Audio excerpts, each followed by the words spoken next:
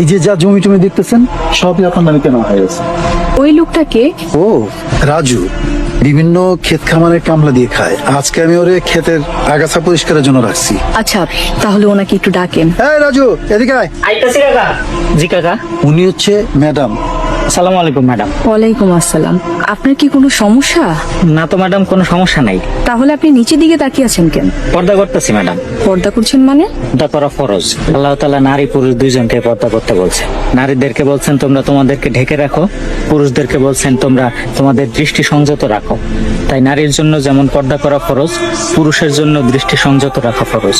ইসলাম শুধু একটা ধর্ম না, এটা পরিপূর্ণ জীবন ব্যবস্থা। ঠিকই বলেছেন। আপনি আমার জন্য বেগানা নারী, তাই আপনার দিকে তাকাইতেছি না, কিছু মনে করেন না ম্যাডাম। এই রাজু, তোর কি মাথা খারাপ হয়ে গেছে?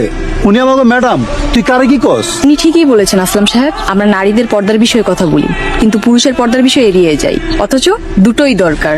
রাজু সাহেব, আপনি এখন যেতে পারেন। জি ম্যাডাম। উনি কি বিবাহিত? ও তো বিয়ে করে না ম্যাডাম, করবো কেমনে? গরিব মানুষ, এখন তো পেট চালাইতে কষ্ট হয়, বউ চালাবো কেমনে?